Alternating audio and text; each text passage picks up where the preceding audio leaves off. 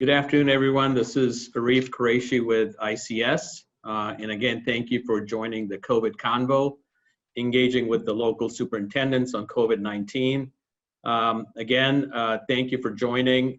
And I just want to mention that we are going to be continuing this conversation here through November.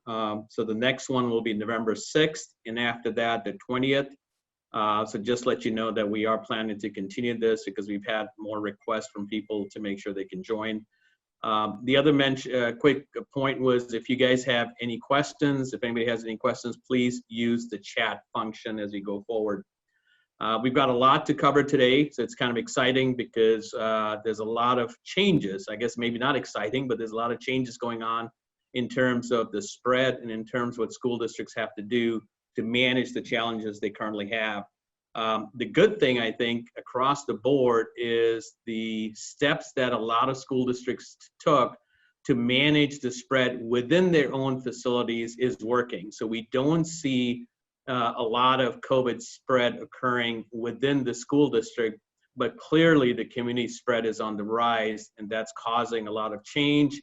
And of course, anxiety as we go from potentially in class to hybrid to now a lot of school districts, especially in greater Minnesota, are looking at going to distance learning. So again, a challenging issue, and you'll hear from some of the superintendents going forward.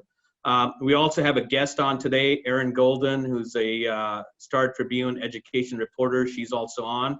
So again, Erin, welcome. And if you have any questions as we discuss this, please use the chat function. With that, I'm going to pass it on to Fred Nolan to kick this off.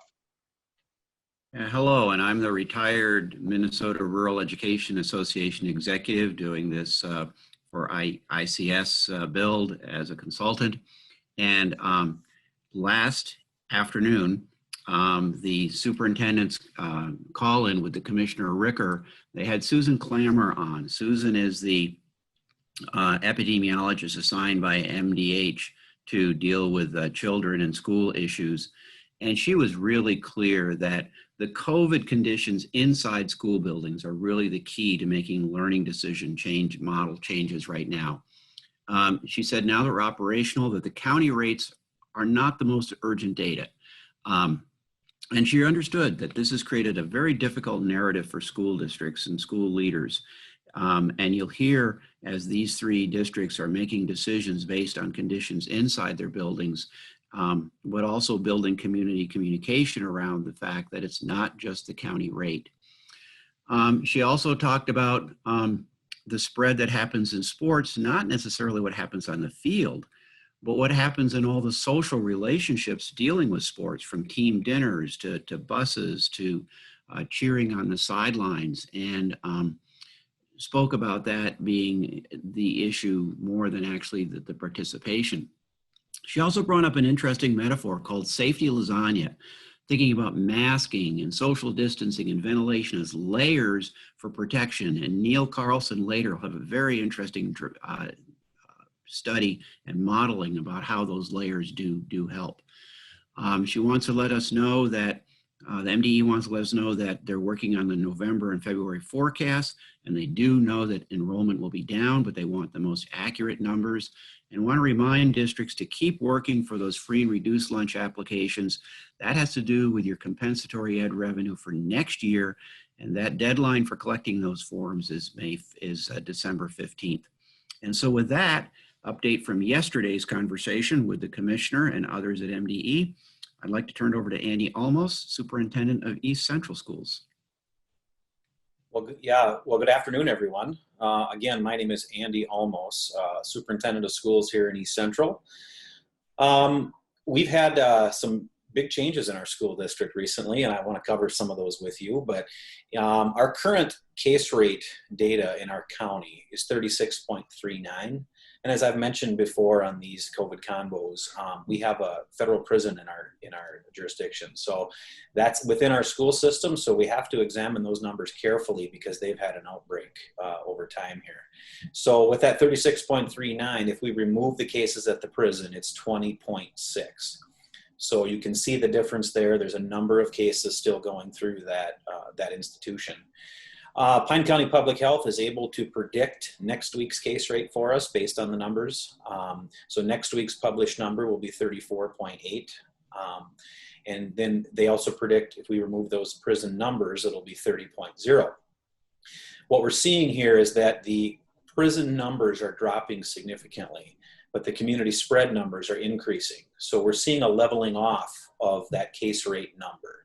And so that's an important thing for our communities, because quite often I'm hearing from community members saying we have to ignore the prison numbers, or somebody will say we have to make sure to include them because our parents work there. But if we see that leveling off, that'll help us with the communication and probably give us a little bit more accurate number to deal with. But as Fred said, we've reached a point where we need to make sure that that case rate number is just one piece of data. It'll drive our decisions, but it's not going to make the decision for us. And so as we look at that as it relates to East Central, it's really important because our number right now shows us that we should be sitting in a hybrid learning model. But recently, we've had a little bit of a spiraling of cases within our community, and those are showing up in our school system. And so we made the decision on October 26th to move the district to full district-wide distance learning. And the reason for that, I can tell you, is they're listed here, but 15, actually now over, in fact, as I sit here, I had another text with a positive case. So 15 plus staff members are quarantining. And that's, right now it says 5 positive tests, but now it's 6 positive tests. So we have this spiraling taking place, and we're really worried about that. The communication I put out to our staff recently, as I said, up until this point, we didn't have major concerns about cases within our building, but we now have those safety concerns. And so that's why we made that jump, and we went more restrictive than the case rate says. We have one entire bus route that's in quarantine, and probably before the day ends, we're likely to have a second bus route of kids in quarantine. We have our entire football team in quarantining and our coaching staff. So you can about guess how that's playing out with some of our football parents, because if you have a senior playing football or a senior playing volleyball right now, I completely understand how concerning this is. There's a chance they may lose the remainder of their football or volleyball season. So that's a very concerning thing. But as we've told them over and over again, safety is our first and foremost priority. And we want to make sure that when we have these concerns that we are taking it very seriously and protecting people. I want to comment on that first bullet, the first bullet point there called circuit breaker. MDH is telling us, especially with a district in our situation, that a circuit breaker is really what's necessary. There's a circuit of cases happening in our community. We need to be the breaker of that, because the majority of our community members, our kids, are coming to our institution. And so we need to make sure that we do our part to break that circuit. And I think that's a nice analogy as we look at that and as we communicate out to our families that we can be that circuit breaker. It is important to note that there's very little connection when we've contact traced these cases out. These cases did not come from the school system. There could be, I don't want to say that it's not spreading at school. There could be some of that, but right now we're not seeing a large amount of spread taking place within our school walls. One of the things we continue to do, it's the end of October, but I've mentioned this before, it feels like it should be January maybe. We have to support one another, and we're all in this together. And first and foremost, our job as educators is to support our kids. And so I think it's really important as we make these learning model shifts, as we try to communicate what is happening at school, that we have clear expectations.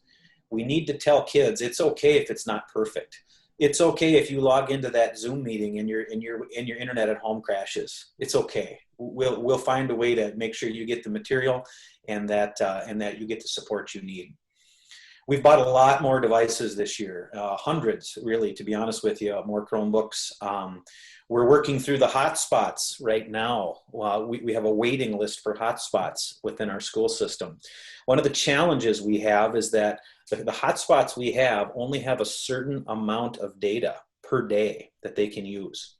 And that's a really challenging thing, because if you have two kids in school and you have one hotspot, they use that data really quickly. So now, just yesterday, we were talking about, do we move to an unlimited subscription? Well, for our district, that's about $35,000. And so, yes, there's coronavirus money. There's some things we could do to make that happen, but is it a long-term solution? So those hotspots have been just an absolute lifesaver, but there is some nuances to step through as we move the entire district to distance learning. We have a position in the district we've created called a digital navigator. This person's job is to be the connection for our families to help them navigate that digital world and get online, set up that hotspot, make sure they're not using all the data, prioritize what we should be using it for. The hotspot is not the family's internet access. It's the internet access for schoolwork. And so we've had to step through that with some of our families to try to help them understand really how do we make this happen.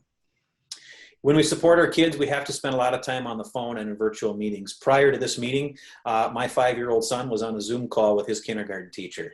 And it was amazing to watch his whole class jump into that meeting. They're dancing around, they're doing their literacy lesson, their math lessons. And it's amazing how 5-year-olds can jump right into that and make it happen. My son looked at me and said, "I'm a little nervous, Dad." And I said, "It's okay, I was too when we first did our first Zoom meeting." So even our 5-year-olds have to jump into this, and we have to support them through that. The mental health of our students is extremely important right now. Just this year, we were planning to implement a school-wide SEL curriculum, and that has changed drastically just because of what we're trying to do with some of our core subjects. But I think it's important to make sure that we don't leave kids hanging out there. We have to make sure we track each and every single kid down that we had on our enrollment last year and check in with them. How are they doing? Even if that's the trusted teacher that has a great relationship with them reaches out. We've had some meetings out on the front lawn. We've had some Zoom meetings just to check in and figure out how they're doing. But really, it's just that caring demeanor to make sure that we help our kids. Communication is key. More information. Tell them what's happening. We've tried to push that out. Every time I send a message out to the community, we also copy all of the students on it too, so that they can hear directly from me what's happening at the district level.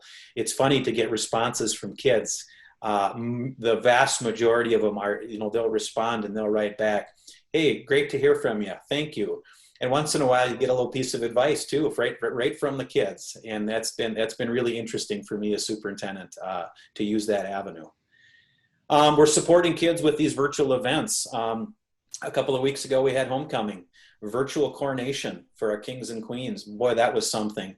We had several hundred people live stream into it with lots of positive comments, and our whole community. I actually think we had more people on the Zoom than we did that actually come to it normally. So it was pretty neat to be able to push that out to our entire community. And I think our kids felt pretty valued through that, even though there was very few people in the room at the time. When it comes to supporting staff, I just can't emphasize enough patience with all viewpoints. There is still people who feel this is a hoax. There's still people who feel that this is all going to go away next week after the election. And there's some that are just flat out scared. And so we have to be patient with all viewpoints and just try to navigate this together. Mental health supports for staff. We have continued our Friday mental health therapy sessions with any staff member that chooses to jump into that. They can access that on their prep periods. We've moved that now to Zoom meetings, or telehealth, I guess we call it. Because the mental health of our staff is really some of them are in a really tough spot right now as we put all this on them, and we need to make sure that we support them in that way. Clear expectations for staff, I think, are important. Perfection is not expected right now. Again, your internet at home might crash, or you might not get that lesson perfect out in Zoom. That's okay. Perfection is not expected, but we need to try. I just want to comment on professional development. Our teaching staff, actually all of our staff, their skills have grown exponentially through this. If I look at the way distance learning went last spring to the way it started out right now, wow, our teachers have learned more in 6 months than many, probably in years, just because of, out of necessity, they've had to jump in and just dive in and do this. And our staff has just been excellent in going after that. And I'm sure most schools are in a similar situation. Covering for each other. There's times that our staff need breaks and our administrators need breaks. And so we've stepped up and said, hey, if you need to go for a walk for a few minutes, if you need to take your mask down and walk outside, I'll watch your class today. So it's been interesting to watch our staff support one another in that manner. And our administrative team is sending at least weekly communications out to our staff, straight to the point. They're going to get the honest truth by what we're seeing and what we're hearing. I think it's important that they hear exactly what we're facing when we make these decisions, especially when we're going to shift learning models. Education during COVID, boy, things have changed, haven't they? Learning models. What I've been telling people is when we shift learning models, it's like the next first day of school. Again, we sit here at the end of October and we continue to have first days of school. You know, if you think about all the communication that you send in August, right before school starts, now we're sending that every time we make a decision to change learning models. And for East Central, we started in person. So we put out all the communication about why we felt in person was the right model. Then we shifted to a high school hybrid. So we put out all the information for that. Then we shifted to a district-wide hybrid model. All that information went out. And now the entire district's in distance learning. And we hope that's temporary. So again, communication, but every single time it feels like the first day of school. And I think when I tell the staff that it's okay that it feels stressful because it is like the first day of school. We're probably likely to be either in distance learning or hopefully we can come back to hybrid through Thanksgiving. And so that pushes us another month out as we try to implement this circuit breaker and keep people safe. Education during COVID has brought to light all of the equity concerns that we knew were there, but they've made them worse. Broadband access is just really a key to what is happening here. 150 years ago, they said if you live out in a rural community, you're probably not going to have electricity. You probably need to move to town if you want it. And that's what broadband is like right now. If you want broadband access, move to town. And that's a really concerning part when many of our rural districts, the kids live out down these country township roads, and it's not going to be an option for them. So that's probably our biggest equity concern right now. And we're just trying to work through that as best we can. Again, professional development during COVID, our staff is rising to the occasion and I've been really impressed with them. Education during COVID has meant some enrollment concerns. We are down 25 students right now, and that represents like 3.1% of our student body. And so as we look at how do we afford to do what we're doing in the future, it's concerning to think about our revenue dropping and if we continue to lose kids like that. So we're really holding out hope that there could be some hold harmless legislation that might look back and say, let's take your revenue calculations from last year or the year before, or whenever we think that benchmark makes sense for the districts in Minnesota, and try to go back to that to keep our schools afloat and to keep us financially healthy. Education during COVID has meant distance learning 2.0. As I mentioned, distance learning right now for East Central staff looks much different than it did last spring. Man, we've learned a lot in 6 months, and it's been really impressive to watch our students and our staff rise to the occasion to figure out Zoom and Google Meets and every other way we're trying to connect. But really, it's distance learning 2.0 right now this year. So where are we headed? I think it's important school leaders right now as we sit here at the end of October, hopefully the vaccine comes out before too long and we start putting this in the rearview mirror. But there's things that I think we need to hold on to and look ahead and say, we're not going to go back to the way school was in its entirety prior to COVID-19. There's a graphic here, that most of us have seen before as educators. That's a 1950s classroom. Prior to COVID, many of our classrooms looked very similar to that. And now think about what they look like. Is this the push that public education needed to change and to try to maybe get with the times? I feel like it is. As we look to post-COVID education, is it distance learning 3.0? Are we going to maintain a distance learning option for families that might end up being the best educational model for them at the time? That leads us to a conversation about personalized learning for all. We've been talking about this for many years, but really we're doing it now. We're meeting the needs of our kids on a personalized way. I personally think as superintendent, we don't want to abandon that when this is all over. How do we take what we've learned and can continue to go forward? Special education, I'm not sure about the other districts, but I would bet that they're seeing increased attendance at IEP meetings because we can do those on Zoom now. It's not so challenging to schedule these with parents and families. It is challenging to continue to meet the needs of special education students, but we're finding a way. And I think the access to technology and some of these things are going to continue to improve how we deliver services to special education kids. E-learning days is going to be a thing post-COVID. Many districts have already implemented this, but for a rural community with tough broadband access, it's been a struggle. And so I think for our district, we need to move ahead with e-learning and say, we need to align this because it's going to prepare our kids for labor experiences when they get out in the workforce. And of course, that means probably no more snow days and no more makeup days. And that's kind of exciting to think about. Thank you. Well, thank you, Andy. That's great. And we're going to transition from our smallest member school that's presenting a little over 800 students in East Central to our largest, Tim Lutz in Bemidji with about 5,000 students. Tim? Thank you, Fred.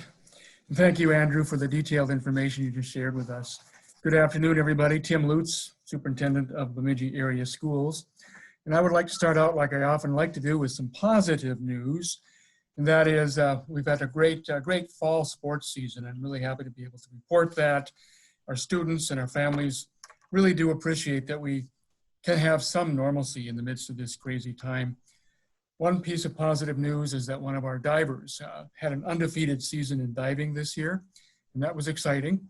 And then on Thursday of last week, we received news that the team we were supposed to play, which was St. Cloud Apollo, had some positive cases, so we were out of an opponent for the game Friday night. Then we found out that Edina was supposed to play St. Michael Albertville, and that team backed out on Edina because of COVID concerns. So with 2 days to prepare, we were up against the Goliath of Edina. And our team thought, what can we lose? We'll just do our best. It'll be a good story. It'll be a good learning experience. And so we went in there and we defeated them 35-0. So that was one of the biggest boosts our community and our school district could experience at any given time. And that good news story has carried us far into this week. And so that was a lot of fun. And it taught our coaches and our students a lot about resiliency, preparedness, and teamwork. So great story. Okay, getting into some information about where we're at in Bemidji. On the slide here, you can see that we are still in the models that we started with at the beginning of the school year. When we first opened our doors for the first day of school, our 14-day rolling rates were in the upper teens. They were 18 point something, which said that we could start with an all-in scenario number 1 in our elementary schools, with our secondary schools being in the hybrid model on an A-B weekly rotation. And then we also had a full-time distance learning academy, and that opened up with about 750 students. And it has grown steadily now because our numbers in the county are going up. And you can see right there that graphic showing our numbers that are the most current numbers, a day old. They're not the MDH numbers that are 2 weeks behind. I'll have that later in this presentation. But this is what came out yesterday, that we're at 58% in terms of our 14-day rolling rate.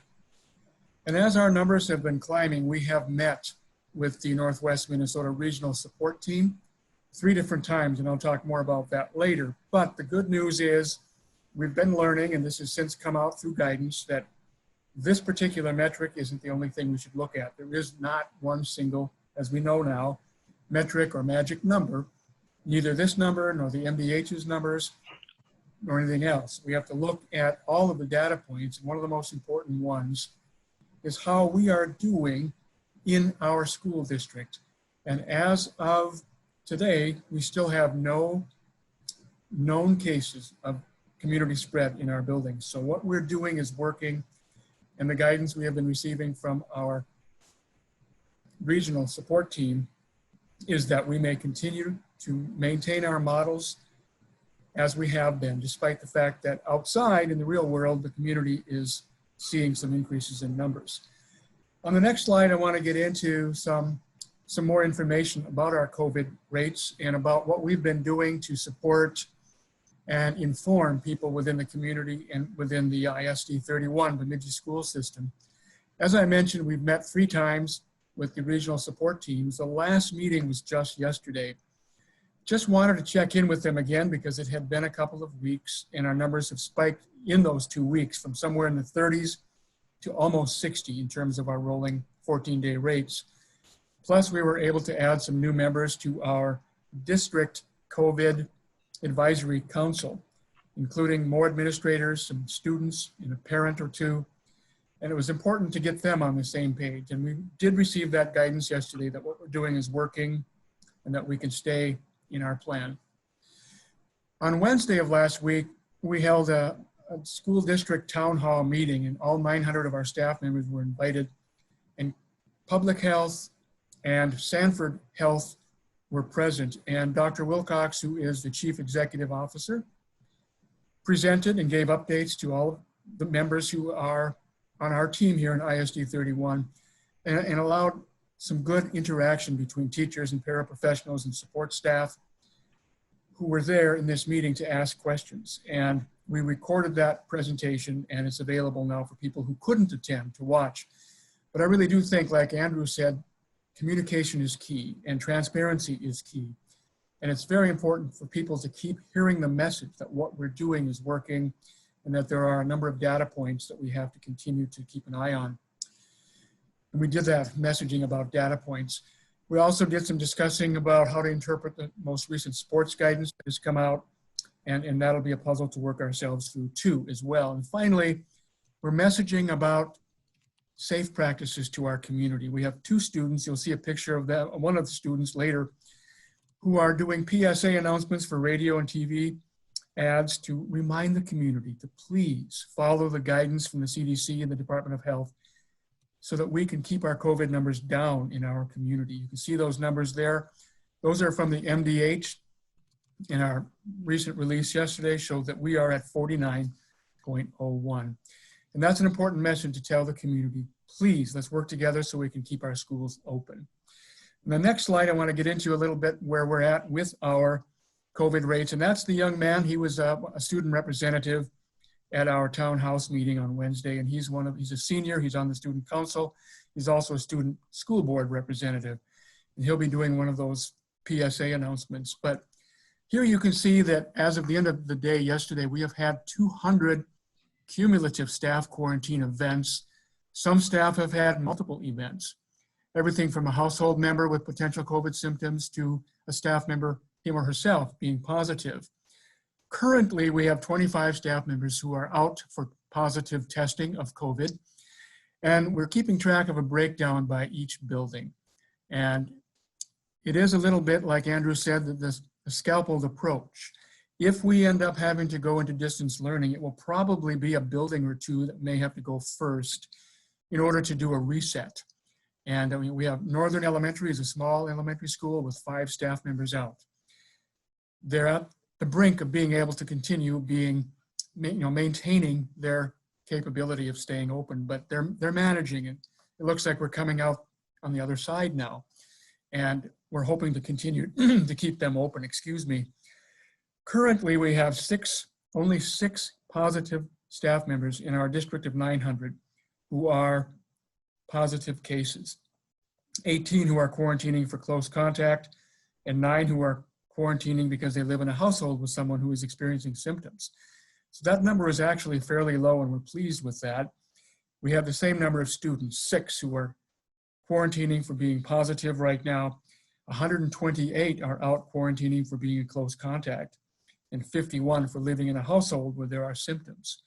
So we're keeping close tabs on our numbers from day to day, and it does change every day. It changes every hour, as a matter of fact. And again, it's probably going to be a very scalpeled approach depending upon which buildings can maintain their capacity to stay open. On the next slide, I want to get a little bit more into this concept of, we're in this together and we have to support one another. Andrew talked about this. One of the ways that we're supporting students is to make sure we develop our capacity as a district to maintain a one-to-one initiative. So we have 2,000 laptop devices on order. We ordered them back in July. We're still waiting for a single one of them. It's unfortunate. We may have to wait till after the new year, but we are hoping that we'll get delivery of them soon.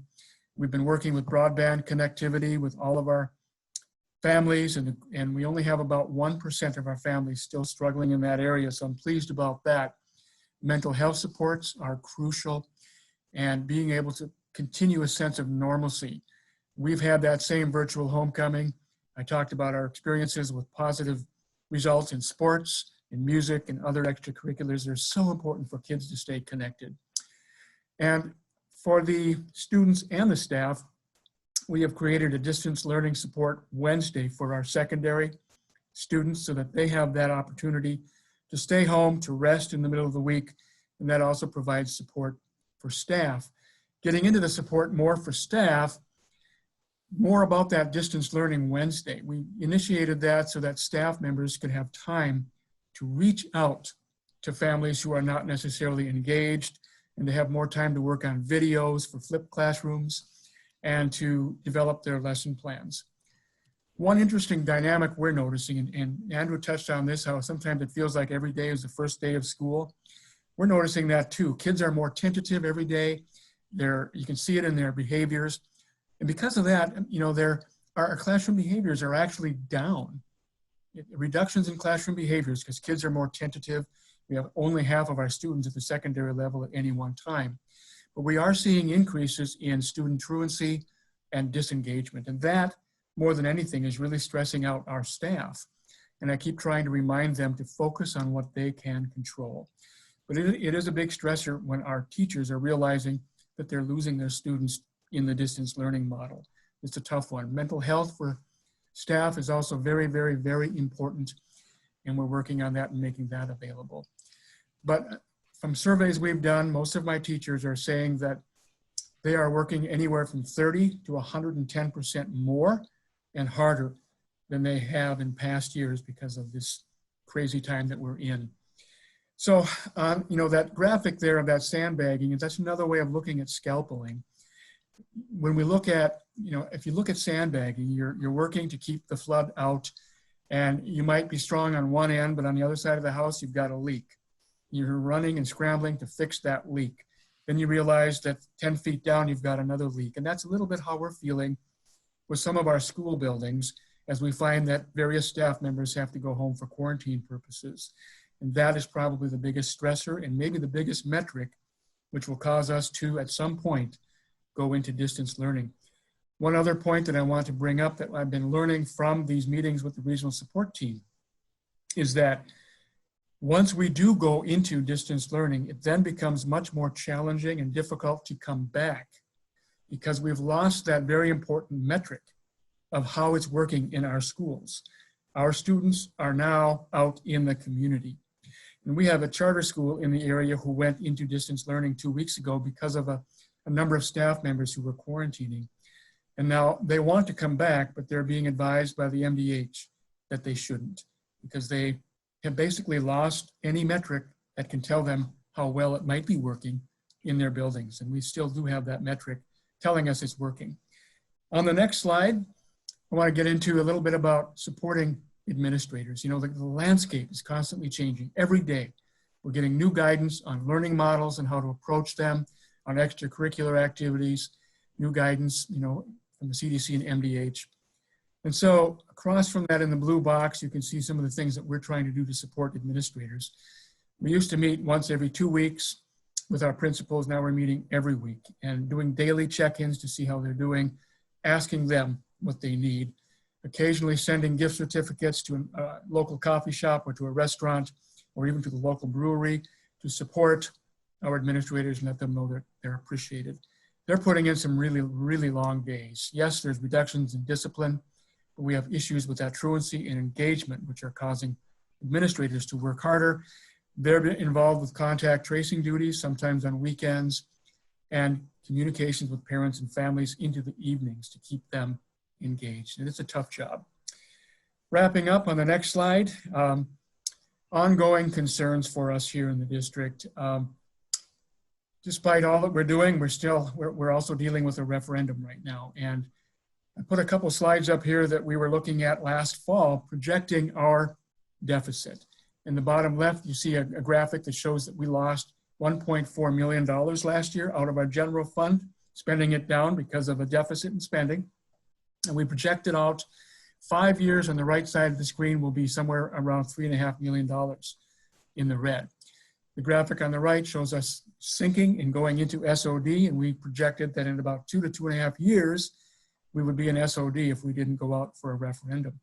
Unfortunately, the pandemic has speeded that up, and now we're looking at being in SOD in about a year to a year and a half, because we've spent about $2 million more dollars than we expected. So it is tough on the district right now. We do hope that the referendum passes. We are working with legislators on the hold harmless legislation for student enrollment and for free and reduced rates, and begging for more and more financial support. So in the midst of it all, it is compounding our budgetary problems, but we'll get through this. It's just another challenge. That's what's happening in Bemidji. Thank you. Well, thank you, Tim. That's a very thorough look in how you really have different models running with distance learning and in-person and hybrid. You have all three models running in your district and how you're doing that. Dan, on to you in Mora, and just highlight what's different in Mora. We're running a little long today, so if you'd do that, thank you. Yes, you're welcome. Dan Voce, Superintendent, Mora Public Schools. We're the medium-sized district, and some things that are going on here. You know, the one thing I guess I would say about educators is they are amazing, and they always pull together to find a way to help students, to help each other, and to help their families. So it's been this is my first year as being a superintendent, so I can relate to Andy's first day of school. Probably more than anyone here, but it's been a good challenge. People have certainly appreciated the communication that we've had, so that has been awesome. And we're just sticking together, I guess. You know, in Mora, we started out similar to Andy, pretty low with numbers, and we've noticed an uptick here, and we switched to the hybrid model. At the elementary school, we started with the hybrid at the high school, but now we're in hybrid pre-K-12. And so I would just echo the thoughts that the other two superintendents had with the scalpel approach, trying to determine exactly not just what the numbers are telling you, but what is the spread within the community and the school level. And we've had a very safe school, just like the other two schools. We have no spread. We've had our challenges with quarantines, but for the most part, we've been pretty fortunate with that.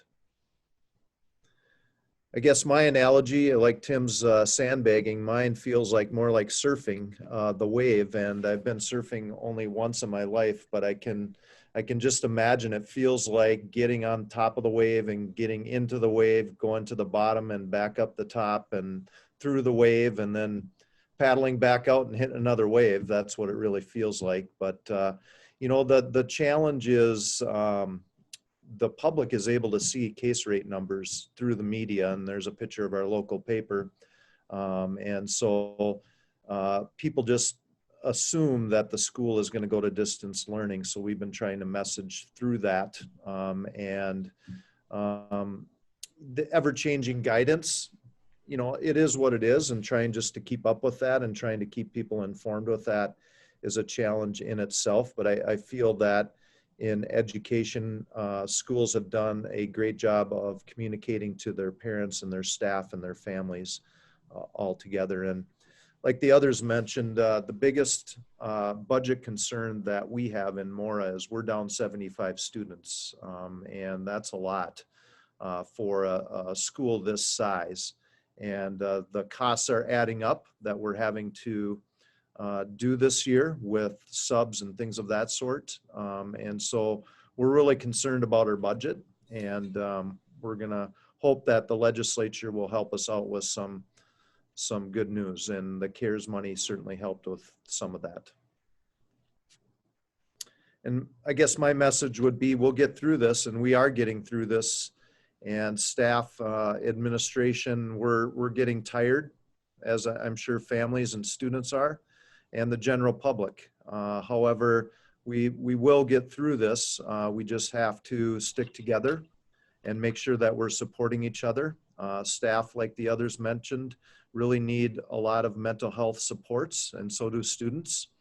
And families, they need to make sure that they get all the communication that they need, it's transparent, and they get all the assistance that they need from their schools and their teachers. Okay, well, thank you, Dan. And yeah, it's first day of school over and over again for you as a new superintendent, but doing well there in Mora. So Steve Salee from the Southeast Service Cooperative, you're supporting the schools in your region. What are you seeing? Yeah, good afternoon. My name is Steve Salee at Southeast Service Co-op in Rochester. And some of the things that we've been working on, we just found out recently that we are expecting a shipment to the state of Minnesota from the federal government with more PPE supplies. So we don't have specifics on that yet, but we are anticipating that the state is going to be receiving some more PPE equipment, and then the 9 service co-ops will work on getting that out to school districts as soon as we get those in our hands. We're seeing a lot of requests to get information out to our members regarding testing in our region, and I would imagine it's the same way across the state. So we're doing our best to get that information out to schools with all the different testing opportunities that are out there now. The 9 service co-ops are working to try to find more efficiencies statewide so that we can be a good partner in this. I think it's going really well in some regions, and other regions we're finding out are having a couple of struggles with just the flow of everything. So we're trying to improve on some of those things. And really we're trying to find ways that we can support school districts from the service co-op perspective, and everything from improving efficiencies to, we know some of you have talked about the mental health of your staff and students and things like that. And we are seeing it in our school leadership as well. We know that it's been a tremendous strain on school leaders. So we're having conversations about how we can support school leaders with their own mental health, because we think that's important as well. So trying to find ways where we can support school leaders in that. So, but that's it in a nutshell from the service co-ops. Well, thank you, Steve. Great work for all your service co-ops supporting the school districts. Neil, what can you share with us from an environmental scientist's point of view? I'm Neil Carlson. I'm with the University of Minnesota Department of Environmental Health and Safety. And there's a really nice piece of information that came out from a magazine with a Spanish background called The Country. And it's about how do you layer in, like the lasagna method that we're talking about, how do you layer in protection to make sure that you can minimize exposure? And the first scenario is a model that they were working through, and it shows an instructor and they're teaching a class, and it's for 2 hours, and there aren't any safety measures. Essentially, the ventilation rate is very low. No one's wearing a mask. And in that scenario, out of 24 people in the room, approximately 12 are infected with COVID. And the location at this point really doesn't matter, because the room is homogeneous with respect to the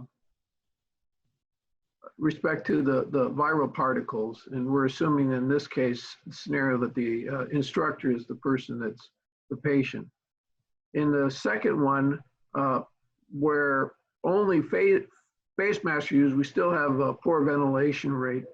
But if you only have face masks, it's roughly half. The number of students that become infected is down to about 5, which is about half as much as what you have with the other scenario. And in the final scenario, we bring in some more ventilation. People are wearing masks, and we shorten the class time to about an hour. And in that case, we may or may not even get one case. And so I think that kind of goes toward some of the reasons why we aren't seeing as many transmission in schools is because we've got a controlled environment, people wearing cloth face coverings or masks or respirators. We've got fairly good ventilation systems. And one of the things that we can't control as much in elementary and secondary schools is the amount of time spent in the space. But I think we're in the right direction, at least as far as instituting some control measures. And they're often better, quite frankly, than what's going on out in the community, has been seen by the data that we have. Next. And by the way, I would encourage you to look at that link. It has some excellent videos. This is some of the research that we're doing at the University of Minnesota. A lot of people have asked us, including people at the university, what do you think about bipolar ionization technology? And right now there isn't a lot of data or research on it. So we're planning on installing a couple units and going through a full testing on it to see if this technology will minimize some viral particles or minimize the amount of particles in the air.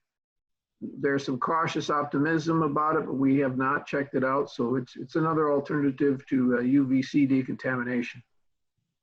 We'll need to be a caveat here is that the data that we have does not support essentially viral exposure inside one room and then having it move to another room, particularly with COVID. So the ventilation changes that we're instituting, we've been increasing air changes. We're reducing outside air right now to prevent coil freeze up, but we are trying to keep the fans on 24/7, at least during the occupied mode. And we'll be changing VAV boxes to provide even more air to circulate. And we're also looking at local filtration. We've purchased a large number of portable HEPA filtration units. And the picture right here is a picture of me. We're doing an M3 mask study. We're looking at fit. We're also looking at how durable these masks are. They're made out of like Cummings material that's used for diesel particulate. We're trying to see how durable they are and if they shed any fibers. And we'll see how that goes. We're just starting the research in a couple weeks. Next. So at the university, we are seeing at least some good trends with respect to our COVID dashboard. When students came in, we saw quite a large number of cases between students and faculty when classes started. And now the rates have been dropping off. And it's kind of going in the opposite direction as in the community around us. So that's why we're still in stage 3 with respect to limiting activities of students on campus.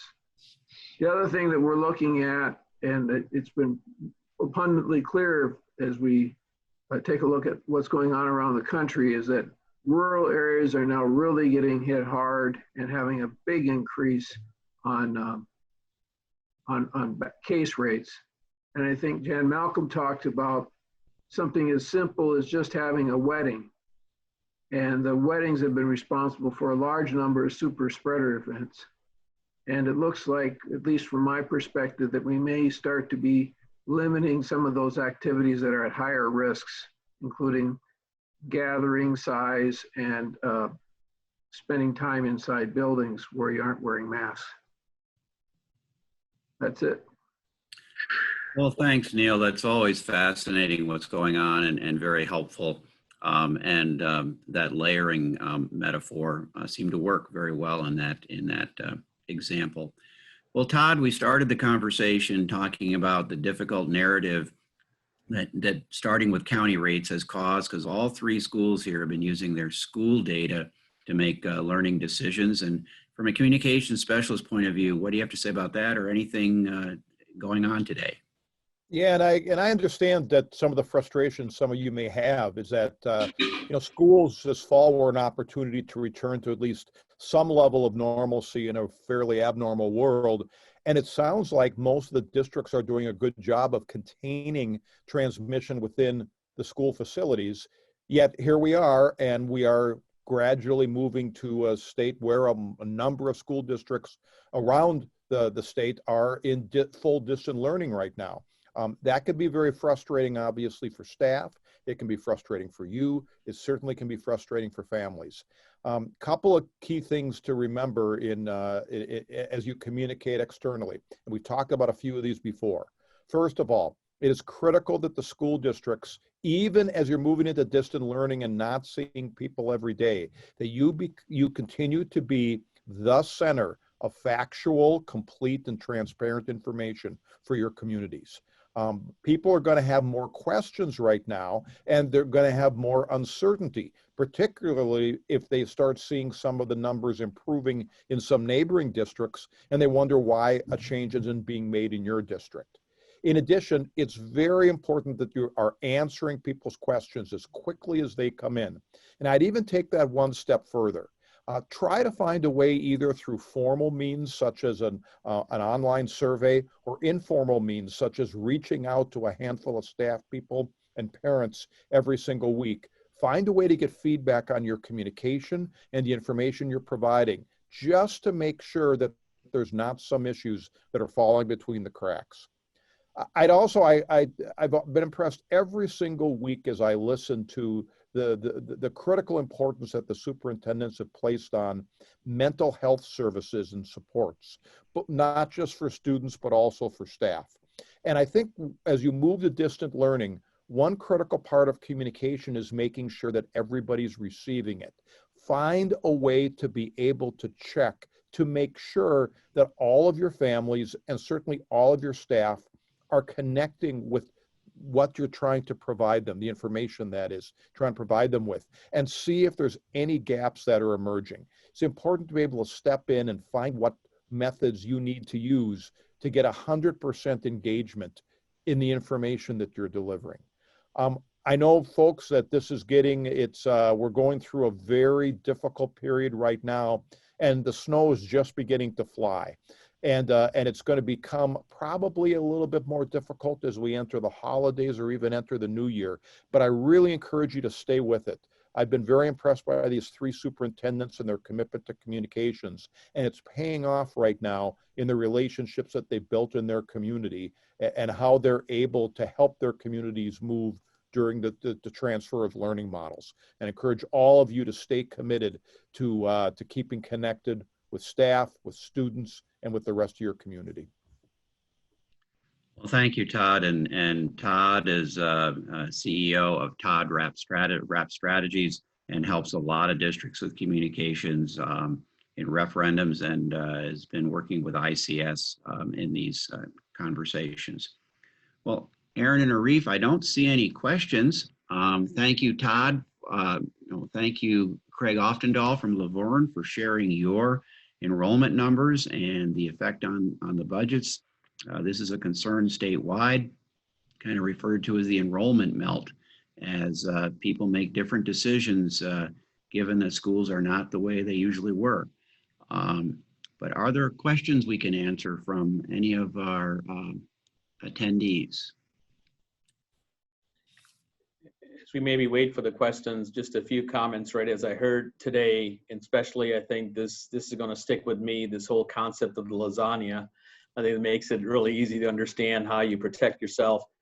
I kind of also feel a little sad, right? Because this is not rocket science we're talking about in terms of reducing the spread. I mean, it's very basic in terms of the fact that you have to wear a mask, you have to make sure you have good hygiene, you have to have social distancing, and you have to have good ventilation.